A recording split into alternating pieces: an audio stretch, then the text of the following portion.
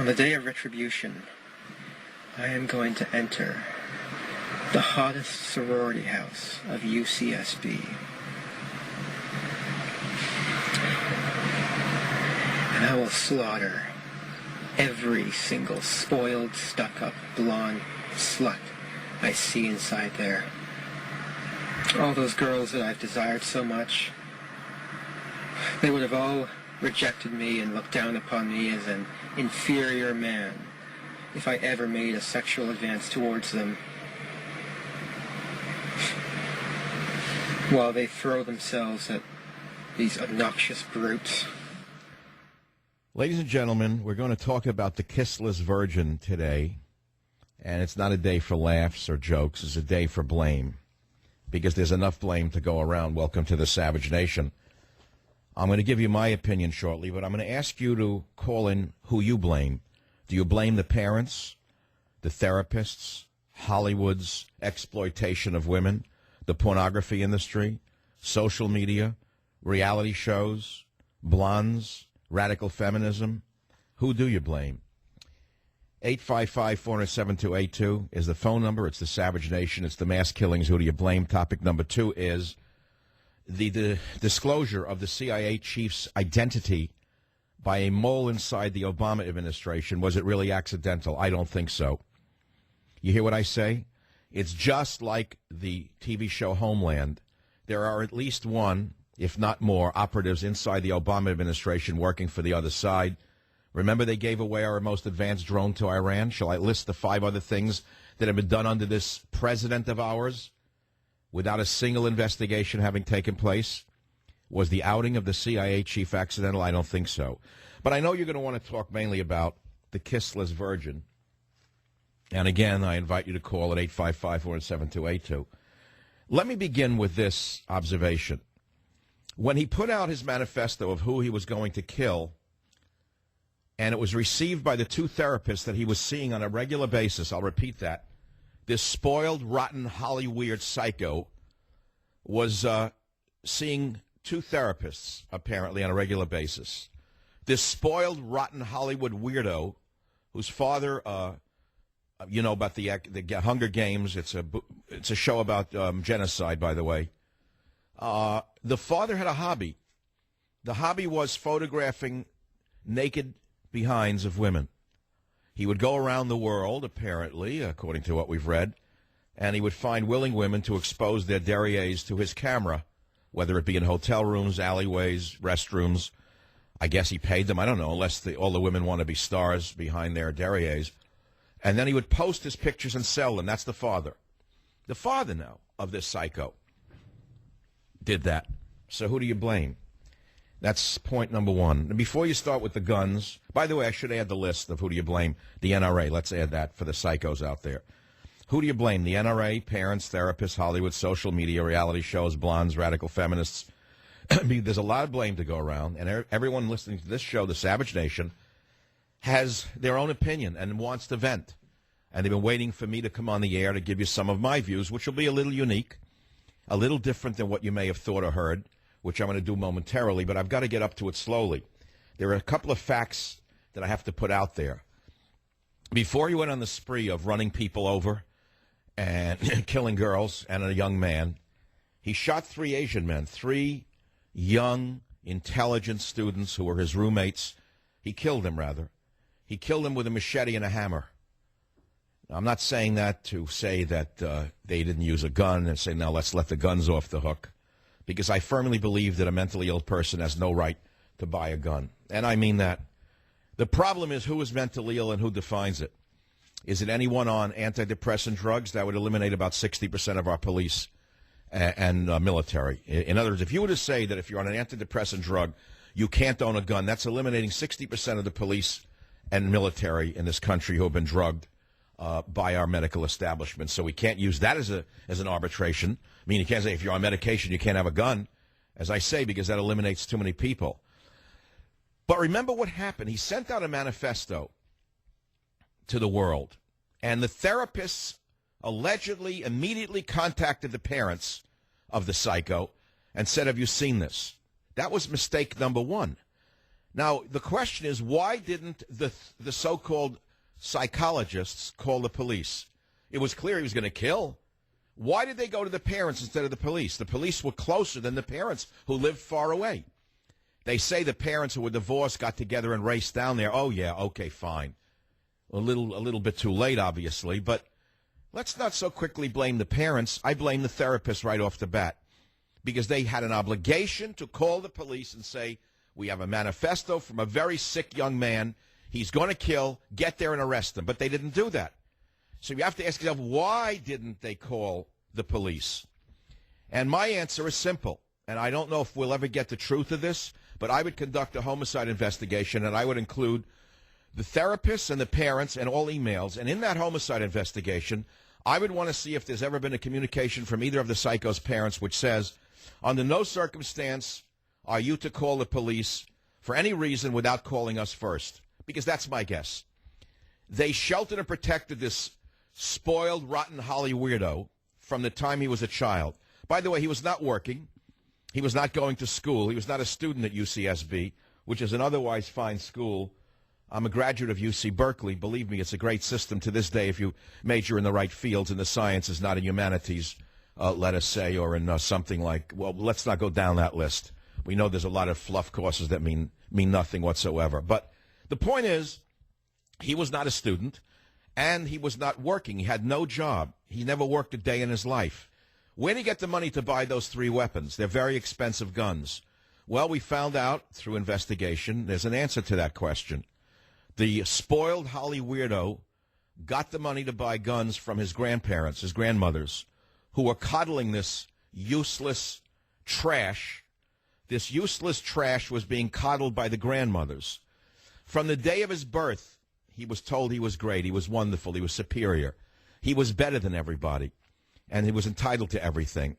And that everything, obviously, in his mind, included sex from any woman he wanted, which is where we enter the show today. We enter the show on the issue of sex, because at the end of the day, that's all that's on anyone's mind.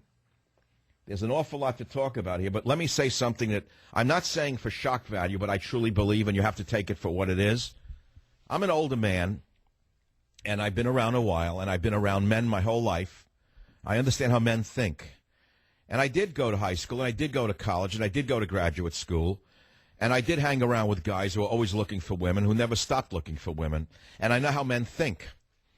And let me say this to you right now. A lot of men who could not score, so-called, with a girl became very angry, very frustrated, very lonely, but none of them that I know became murderers.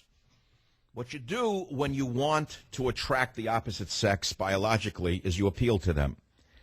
And when you find out that you're not appealing to them, what you do is, with that anger and your rage, is you say, I'll show them, I'm going to do something, and I'm going to be really special in sports or in medicine or in the law or in art, whatever. And then all the girls are going to love me because I'm going to show them a special alpha male. That's what you do with that energy of wanting someone from the opposite sex.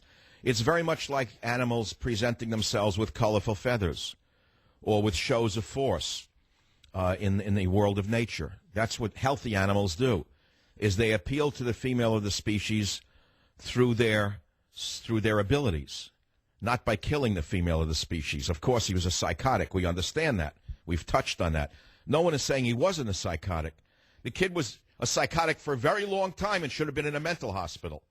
Should have been in a mental hospital, not on medication in the streets. But you can thank Governor Brown's father for that, because he was the one who passed the law under the pressure of liberals to close the mental hospitals in the state of California. And then, of course, Ronald Reagan had to close the mental hospitals because the law was passed under Governor Edmund Pat Brown. Perhaps well-meaning, but the liberal establishment was saying we have to close those evil snake pits. No more mental hospitals. And now we have not only this murderer, but we have streets filled with homeless, most of whom are mentally ill, who belong in mental hospitals. We all know that.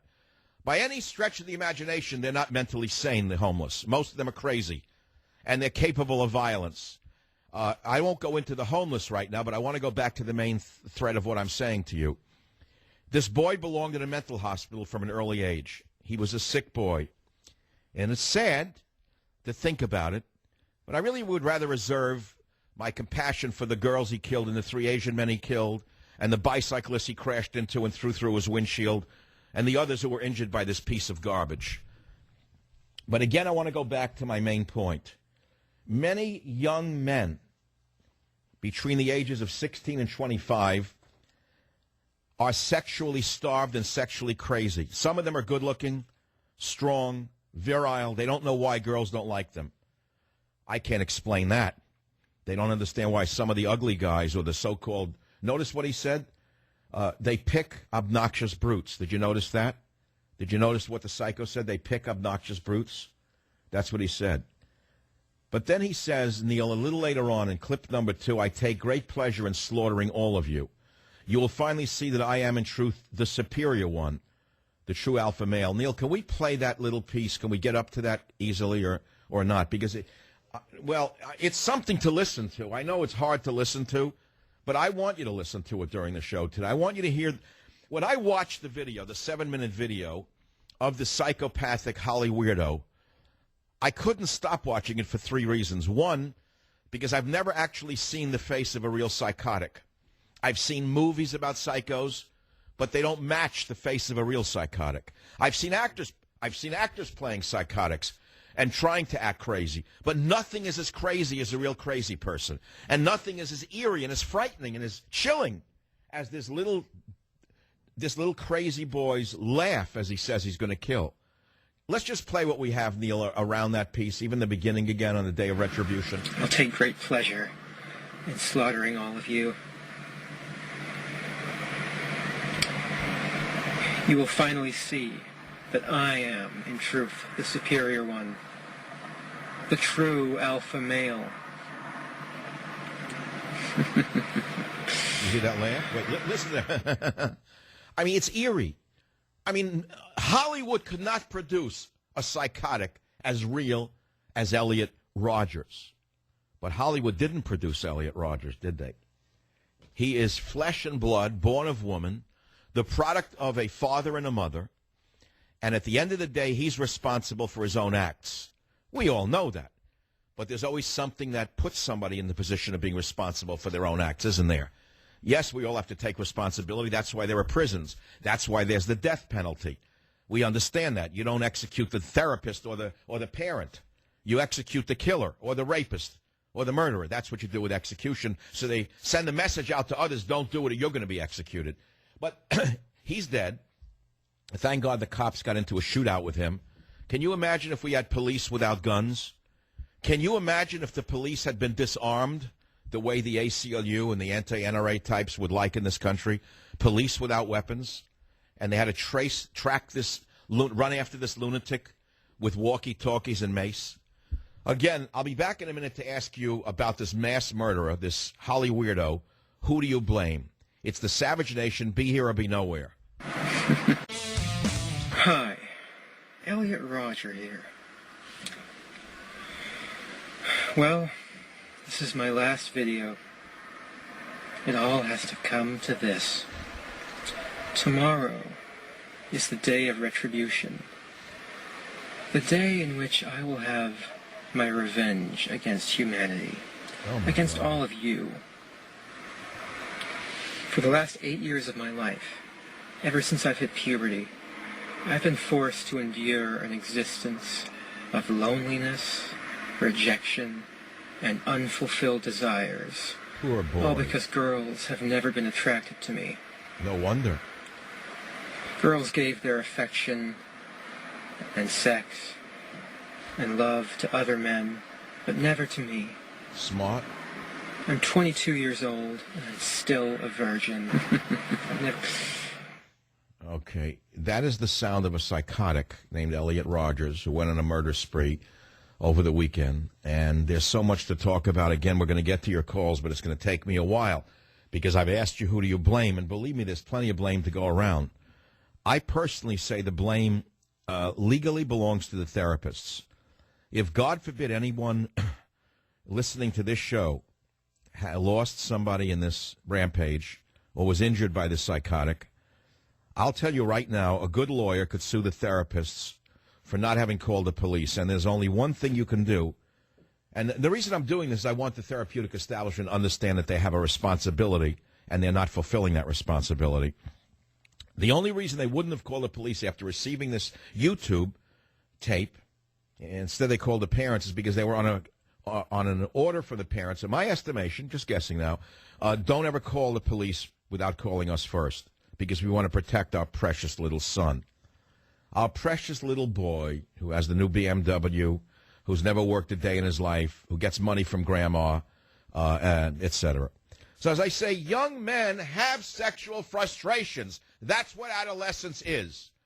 It's been written about from the beginning of recorded history. Poetry was written by sexually frustrated men who wanted to appeal to the female of the species. They try to appeal through their beauty, through their sensitivity, through their poetry. Gather ye rosebuds while ye may. Do I have to go back as far as that? Do I have to read the poetry? I'm not going to bore you with that. Men take that sense of insecurity, that desire to be popular, so to speak, and they channel it into something productive, whatever it may be, whatever your field may be. And they want everyone to understand how great they are. And in that way, they meet a member of the opposite sex. And insane times, they got married and had children. Insane times. That's before social media came along and destroyed the world. And now everyone thinks they're a star behind their bars. If they have 4 bars, they're a 4-star success story. If they reduce, the coverage is reduced to 1 star, they're only a 1-star personality that day. Everyone's a star behind their bars.